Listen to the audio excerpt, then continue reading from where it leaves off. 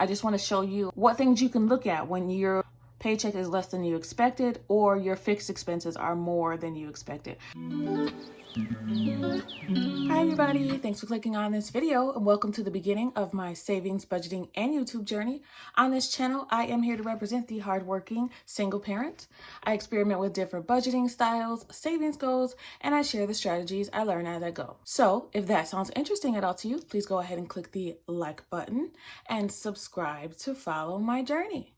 Okay, so today I was able to go into my employer's website and find out how much my paycheck will be when I get my next paycheck on January 3rd. You will see that this calendar looks different than the one that I originally set up. This is the calendar I originally set up, but I have changed it to a landscape view. I will also upload this version to my Etsy shop. The only difference is I wasn't able to fit in the fixed expenses chart down here at the bottom of it, but it's on the second page here. Same exact information is on there.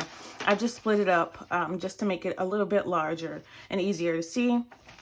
Also, I've split up my expenses here into MAG. So MAG means mortgage, allowance, and grocery. So those are things I always have to pay on payday. So I've just abbreviated into one word and I guess into one abbreviation. MAG is a word too, whatever. So it is now $650 because I pay half of the mortgage every paycheck, which is $430. So half of $860. And then I also pay allowance, which is $20. And then I also pay grocery, which is $200 on average. So as long as it stays the average of what I need it to be, I've abbreviated it and made it $650 for MAG. Since I get 3 paychecks this month, yay, confetti, I did not have to pay all 3 of those things on the 3rd paycheck. I've only paid for mortgage on the 1st and the 2nd. So mortgage, allowance, and grocery are both paid with paychecks A and B or 1 and 2. And in the 3rd paycheck, I only have to pay allowance and grocery. Mortgage will have been paid in total with the first 2 paychecks. And then I've added a box here for the total of each of the estimated paychecks for the total of the fixed expenses that we have here and a monthly total of the fixed expenses. So, and then you'll see I made a key here for, I'm not going to forget, but just so you guys can look and you can see at the bottom very quickly what this MAG expense stands for. So they're all color-coded, Paycheck A, Paycheck B, and Paycheck C. Paycheck C does still roll over into the beginning of February. So I'll just have to update this part of it because the paycheck for the 31st doesn't end until the 13th. So any fixed expenses that are due between the 31st and the 13th will be paid with this last paycheck here, Paycheck C. Okay, and then the month starts all over. Paycheck A is on the 14th of February, B on the 28th, etc., etc. But you get the gist of it, hopefully. If you have any questions, of course, always leave them in the comment box down below. I will answer it as quickly as possible and as thoroughly as possible. But I try to explain very clearly in these videos, what's going on. So let's start with what I was actually paid. We've already done the breakdown of our estimate. Here's the breakdown we did. If you have not seen the monthly video, make sure you go ahead and check that out. It gives you the breakdown of how I make my monthly budget. So now today, since I know how much the budget actually was, I can compare it to what my estimated was. So I estimated that my income for this paycheck, Paycheck A, which I will get paid on the 3rd, would be $1,450. So I did say on the community post that I was unsure if this was accurate. I'm always unsure if it's going to be accurate. But this time I was afraid that it was going to be lower than my estimated. I usually try to estimate on the low end. And it was lower than I expected it to be. But that's okay. It was not by much. And, we figure it out. Even if so, we figure it out. Let me show you what we're going to do for Paycheck A. I'll put this to the side. So Paycheck A was actually, wait, that's not the right sound. It was actually $1,434. So we were close. Paycheck A was $1,434. We were close. So it's only off by, I believe, $16. I always like to be sure. Yep, it's only off by $16. The good thing is that we had almost everything lined out down to the last dollar. So we just had to take off $16 extra from here. Basically, I decided to take $10 from entertainment to make it $29. And I decided to take off $6 from personal to make it $44. So there you go. The extra $16 is right there. I'll give you the breakdown still just in case so everybody can see how it works. So for the $14.34, I always like to start down here. Every pay period, we know what comes off of the top is savings. So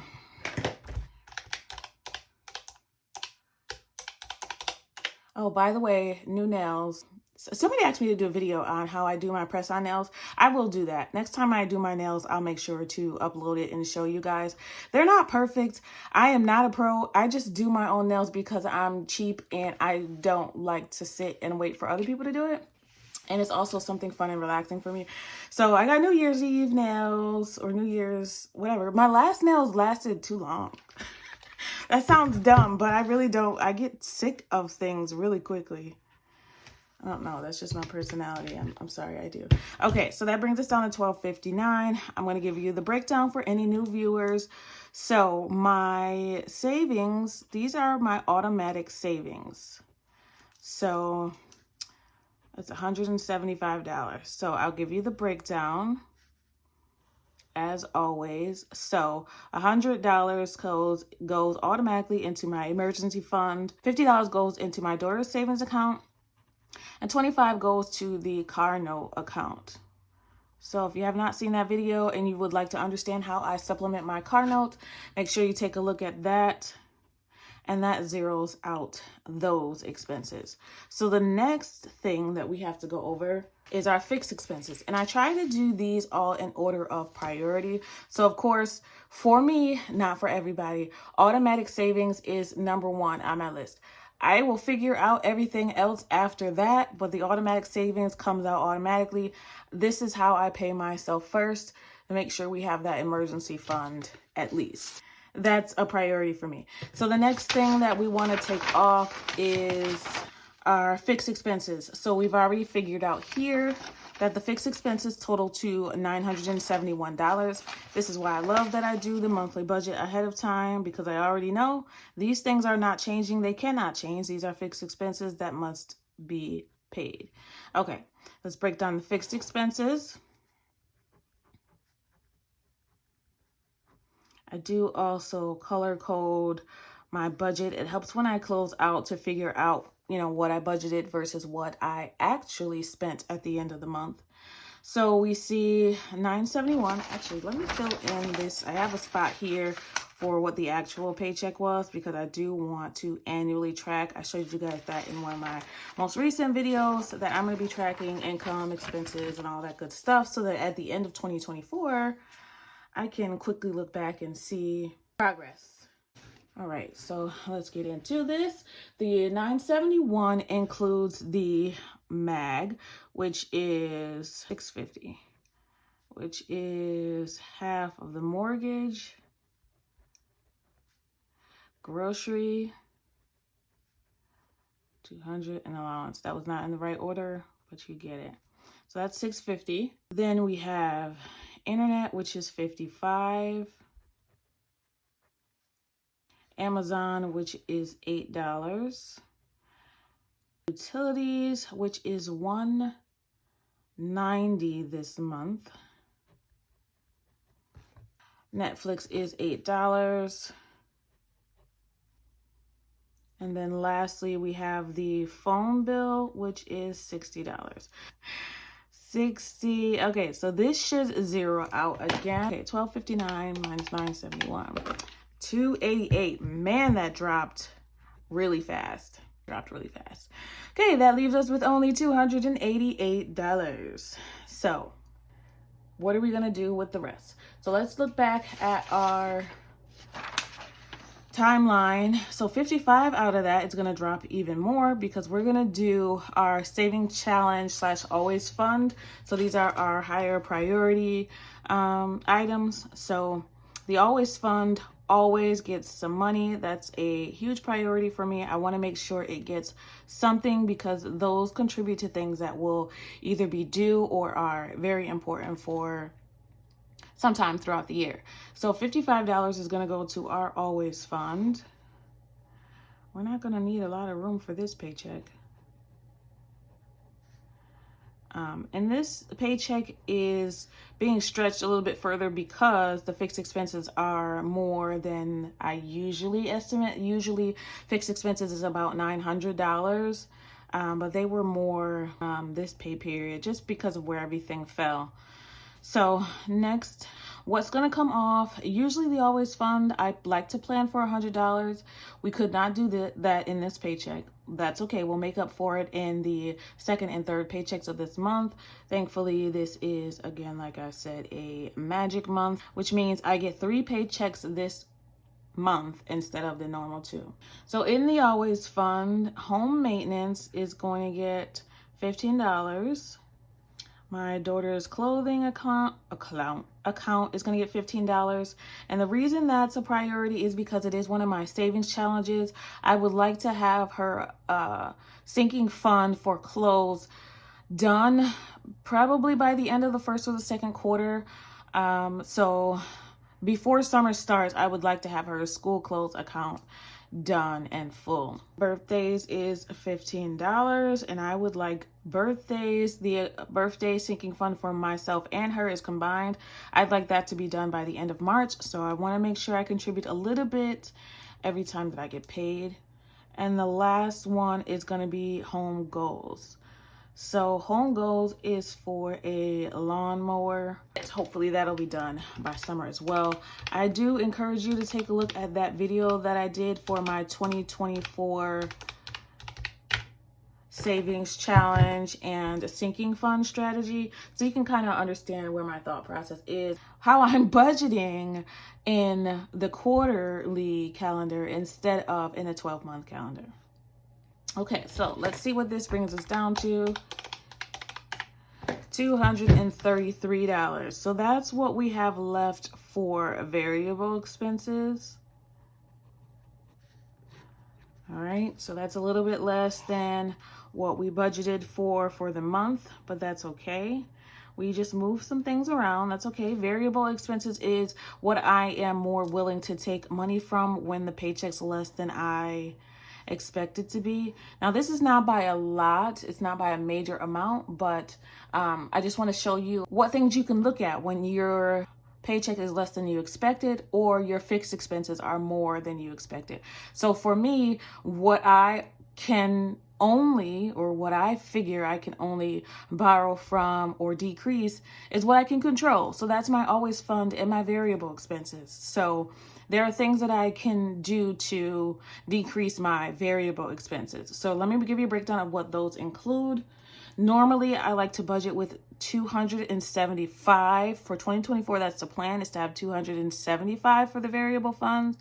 So this is quite a bit less than what we would like to see for variable expenses, but that's okay. Like I said, it's a magic month.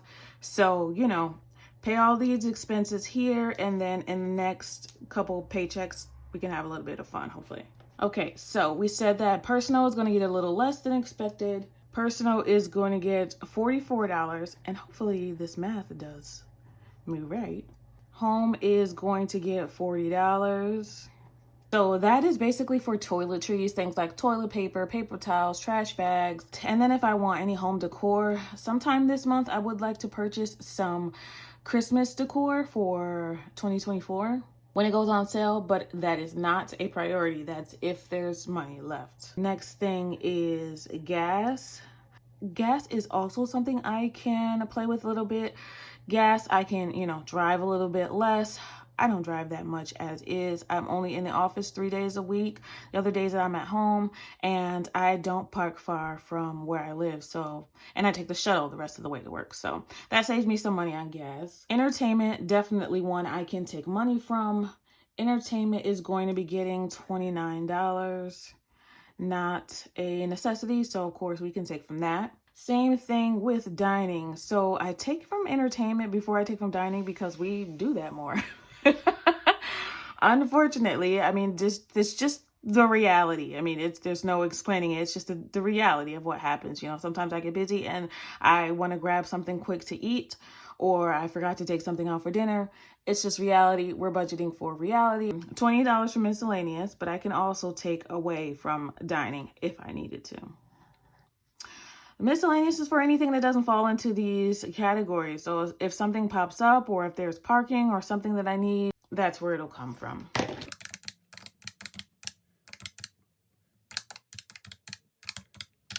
All right, that zeroes out. The bad thing about this paycheck is there are no sinking funds being paid in this paycheck. I mean, except for the always fund, I guess I could consider that sinking funds, but there's no extra money to kind of play with. These are all going to things that they need to go to, basically. So there's not much money to play with here. That's also okay. Like I said, we're going into a magic month. There's not really anything extra that I need for this pay period, and if I do, I can wait. It's not the biggest of deals. So pretty much that's it for the pre-payday prep. This is probably the fastest pre-payday prep I've ever had. The day before payday, I go and look to see if there's any money left over from this paycheck to the next paycheck. So on the 2nd, I get paid on the 3rd. So on the 2nd of January, I'll go and see if there's any money left in my wallet or in the bank account. I don't think there's anything left in the bank account that's extra. I will allocate those funds, if there's any left, like I said, to any savings challenges, or I might even keep them in my wallet. And then once I do that, I will write down any rollover here, the income, add that all together, and then we'll do the final breakdown, which should be just about the same, just including any rollover if there's any. Honestly, I don't expect there to be any this pay period. Usually there's something, but we'll see. And then I go in and I do my bank withdrawal sheet. So this is also another sheet that I made. This sheet I just edited it to fit for me, but this is a breakdown of how I do my denominations. So if I have any sinking funds, which the always fund will go here, I will just put in how much I'm adding, and then whether I need 10s or 5s. Same thing with personal, what I need from the bank, so that when I fill in my different envelope slips or my wallet, I can know what goes into each category, so that when I'm spending, I have just enough in there so that I can't spend any more than what we've budgeted. That's kind of the whole idea of that. So that will be paycheck A, the first paycheck of January. It was just a little bit less, and nothing huge, nothing major. This was a really quick breakdown. So there's not even much categorizing here because we didn't have any of those sinking funds. So this is a very good and basic one for you to see. Make it a little bit easier for you to see the breakdown and what order I consider priorities for the paychecks and where it goes. Oh, that's the wrong way around. Sorry. Always fund is orange because it matches my orange little binder. And then variable funds is blue. I showed you guys my new cash wallet, and I am excited to cash stuff with that when I get my paycheck, and excited to use that. I actually started using it already, and I do like it. I am going to put in my expense trackers into each of those slots that I have in my new wallet. I don't have it here with me now, or I would show you, but I'll show you when I do my cash stuff in my wallet. I am going to do a binder reset, so stay tuned for that. Now that we're wrapped up for paycheck A, we're ready for the first paycheck of the year. What are your New Year's Eve traditions? I don't usually go out on New Year's. I went out on New Year's one time, and literally worst party I've ever been to. Like, worst party. I'm not even gonna go into it. Worst party I've ever been to. Ever since then, and that was like when I was a teenager. Ever since then, I do not go out on New Year's. Nope, I went out another time, and that was bad too. Yeah, New Year's Eve has not been a good go out night for me.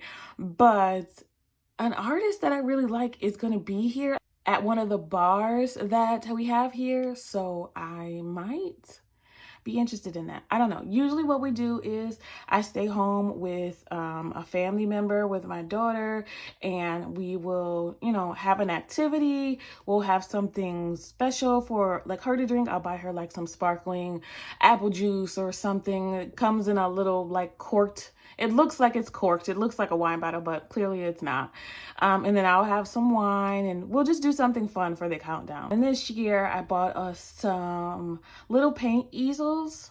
So from the Dollar Tree, you know, that's my spot. They had little easels and then they had canvases that kind of already had an outline for you. Like, so it looks like a coloring book that you just paint right in there. So we got some of those. We'll probably bake some gingerbread cookies since we didn't get to do that part Christmas Eve. We'd made a gingerbread house that was already like cooked and ready to decorate. I do have visitors here, so it'll be fun to incorporate them into that.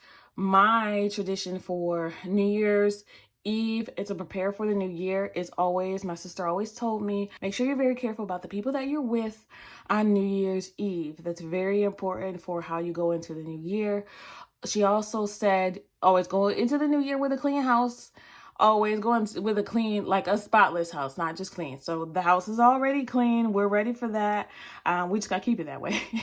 So I've already done like a really deep clean of the house. I have my goals set up. I have my budget set up, my quarterly plans.